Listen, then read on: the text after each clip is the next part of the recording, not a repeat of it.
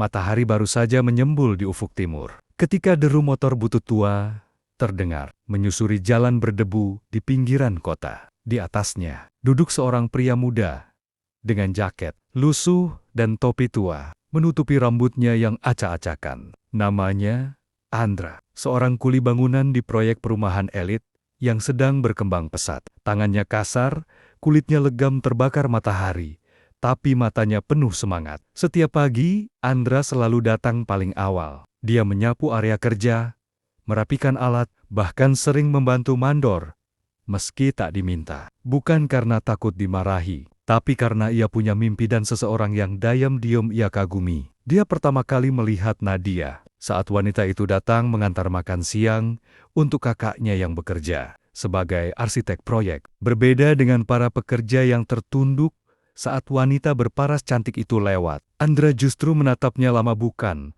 karena berani, tapi karena tak bisa berpaling. Sejak hari itu, semangatnya bertambah. Ia mulai menabung lebih giat, belajar cara berbicara dengan sopan, bahkan mencicil membeli kemeja bekas yang lebih layak. Di sela istirahat, ia sering duduk sendiri, menulis sesuatu di buku kecil yang ia simpan rapat. Dalam hati, ia tahu betul betapa jauhnya jarak antara dia dan Nadia. Tapi ia juga tahu, perasaan ini bukan sekadar kagum. Suatu hari nanti, aku akan datang melamarnya dengan layak, gumamnya, sambil menatap bangunan megah yang masih dalam tahap pembangunan. Tentu saja teman-temannya hanya menertawakannya.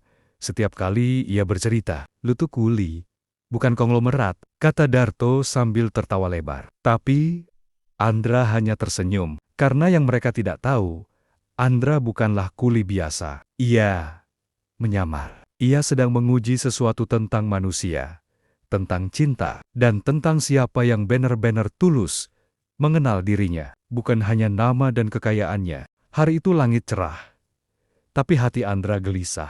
Ia berdiri di depan cermin kecil di kamar kontrakannya yang sempit, mengenakan kemeja biru muda dan celana bahan yang telah ia setrika sendiri semalam. Tak seperti biasanya, tangan Andra sedikit gemetar. Hari ini, ia akan mengambil langkah besar melamar Nadia. Ia tahu risiko yang dihadapinya. Ia tahu keluarga Nadia bukan keluarga biasa. Sang ayah seorang pejabat daerah, ibunya pemilik butik ternama, dan kakaknya atasannya sendiri di proyek perumahan itu. Tidak pernah menatap Andra lebih dari sekadar seorang buruh kasar. Tapi Andra sudah mantap. Ia percaya bahwa cinta harus diperjuangkan, bukan hanya dipendam diam-diam. Ia membawa sebungkus hantaran sederhana kue buatan tetangga kontrakannya, beberapa buah tangan, dan sebuah cincin perak kecil yang ia beli dari tabungannya selama berbulan-bulan. Sesampainya di rumah Nadia, rumah besar berpagar tinggi itu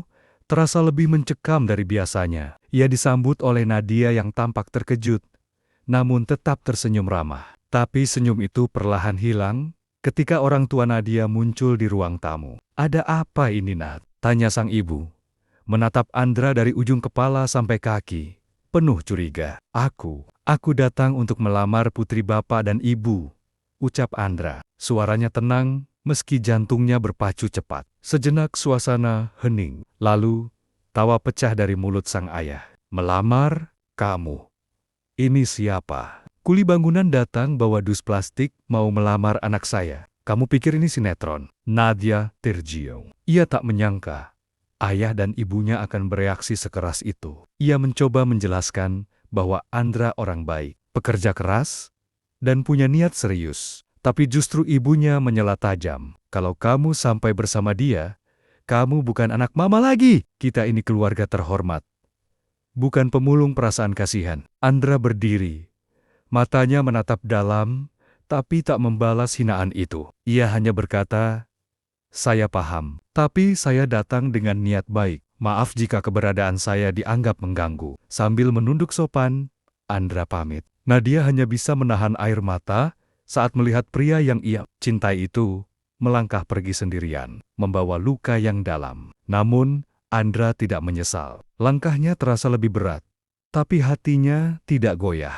Karena hari pembuktian belum tiba. Dan ketika waktunya datang, dunia akan melihat siapa dia sebenarnya. Beberapa hari setelah kejadian di rumah Nadia, Andra kembali bekerja seperti biasa. Ia mengangkat semen, mencampur adukan, dan naik turun scaffolding seperti tak terjadi apa-apa. Namun tatapan kosongnya tak bisa menyembunyikan luka yang ia bawa. Luka karena dihina, bukan hanya sebagai pribadi, tapi juga karena profesinya. Aku udah bilang, Dra, mereka nggak bakal nerima lu, celetuk Darto. Pelan, saat mereka duduk istirahat di bawah pohon besar, di tepi lokasi proyek. Kadang, dunia emang kejam buat orang kecil kayak kita. Andra hanya tersenyum pahit. Ia tidak marah, tidak menyalahkan siapapun. Ia sudah siap dengan segala kemungkinan, tapi mendengar langsung cemoohan dan tawa meremehkan itu lebih menyakitkan dari yang ia kira. Yang paling menusuk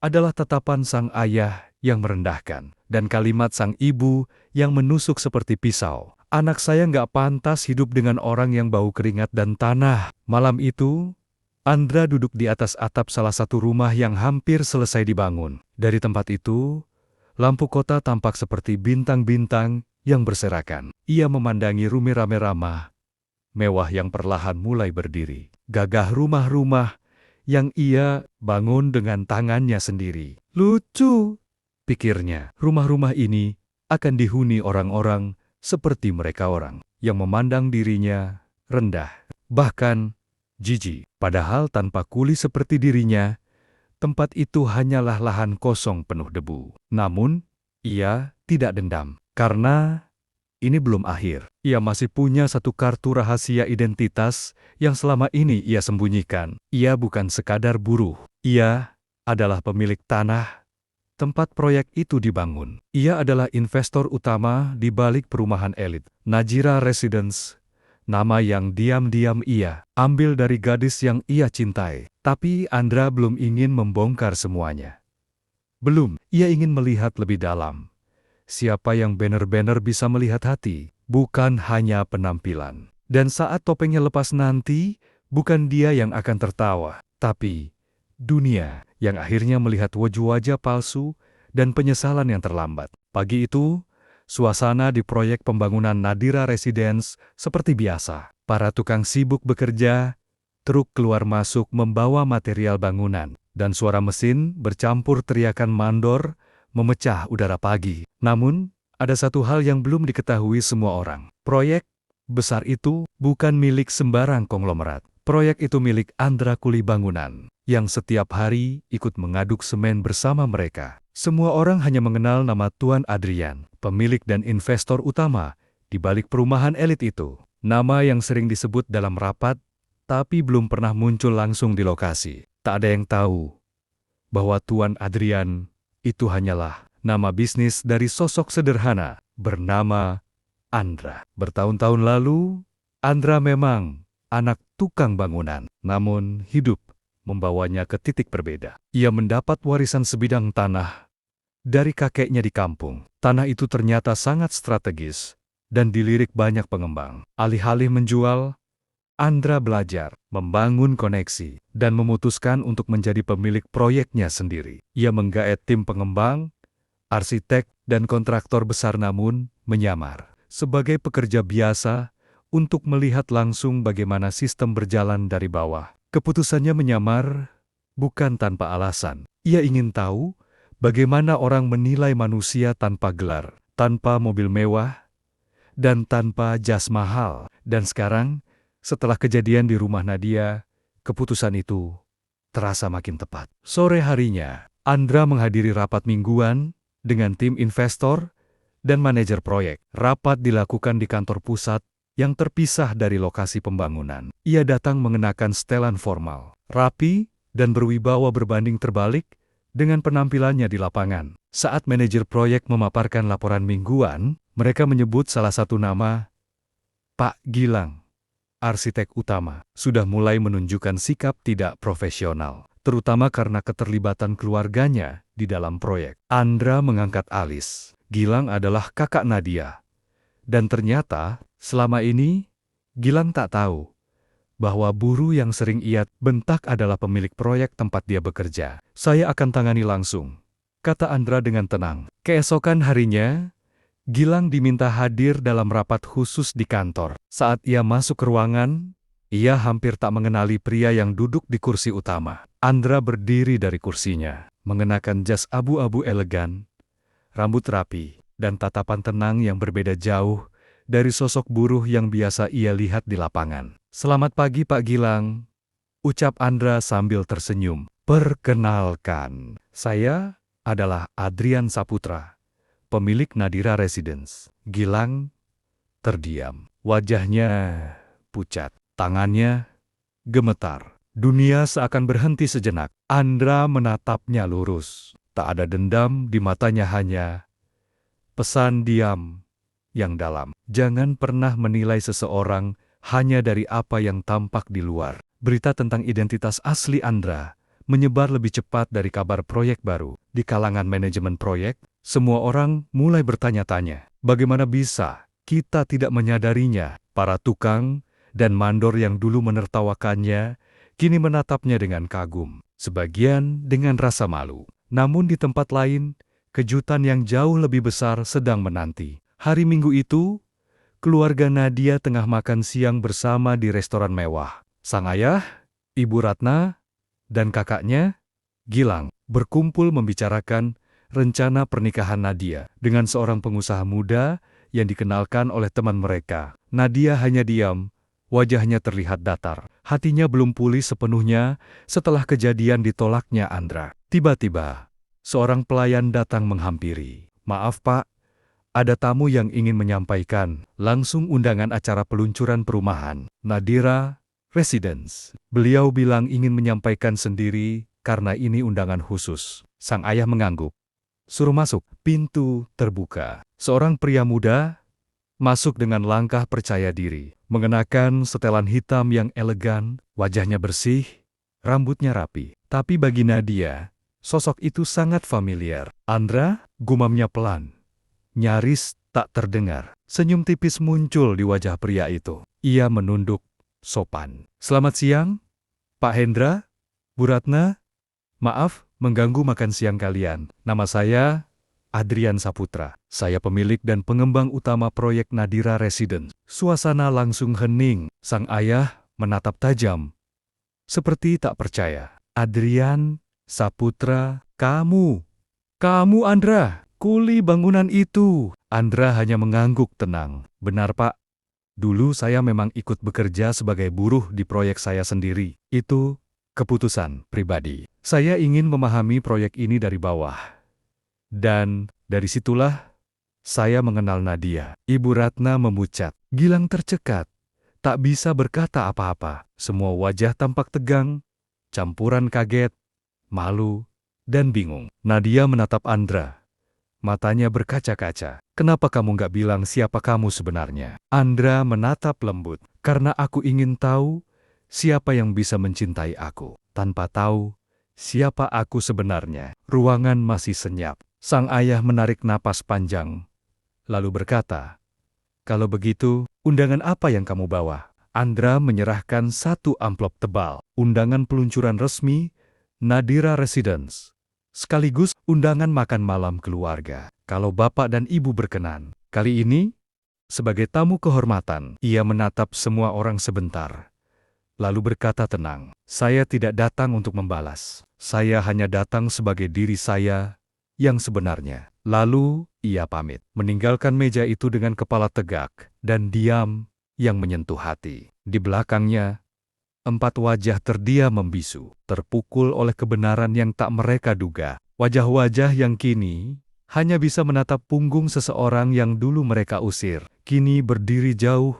di atas mereka. Semenjak pertemuan di restoran itu, hidup keluarga Nadia berubah drastis, bukan karena kemewahan atau ancaman, tapi karena rasa bersalah yang perlahan menggigit nurani mereka, terutama sang ayah, Pak Hendra, yang diam-diam mencari tahu lebih dalam siapa sebenarnya Adrian Saputra, nama baru yang kini sering muncul di media sebagai pengusaha muda sukses. Setiap artikel yang dibacanya, setiap wawancara yang ditontonnya, memperlihatkan bahwa pria yang dulu mereka hina bukan sekadar kaya, tapi juga cerdas, rendah hati, dan sangat dihormati oleh banyak kalangan. Bu Ratna pun tak bisa tidur beberapa malam. Ucapannya sendiri terus terngiang di kepala. Anak saya nggak pantas hidup dengan orang yang bau keringat dan tanah. Sekarang ia tahu, tangan yang dulu bau keringat itu adalah tangan yang membangun rumah bagi ratusan keluarga. Tangannya lebih mulia dari banyak orang yang hanya duduk di kursi nyaman, menghina tanpa tahu apa-apa. Dan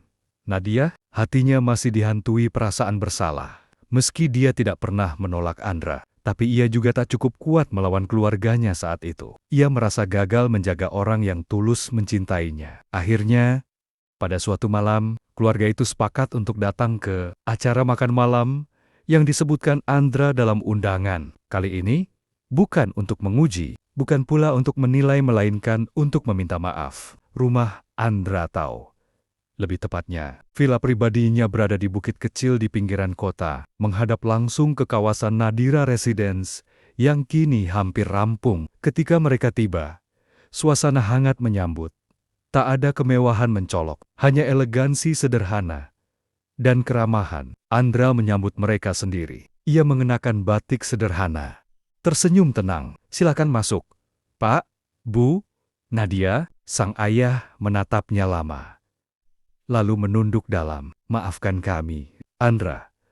Kami telah menilai kamu dengan cara yang sangat salah. Bu Ratna ikut bicara. Kali ini suaranya lirih. Kami malu dan menyesal. Seandainya waktu bisa diputar. Andra tak menjawab langsung. Ia hanya menuangkan teh untuk mereka. Duduk dan berkata pelan. Ada hal-hal yang memang tidak bisa diulang. Tapi, setiap orang berhak mendapat kesempatan untuk berubah. Semua terdiam. Kata-kata itu sederhana, tapi penuh makna. Nadia menatapnya dengan mata berkaca-kaca.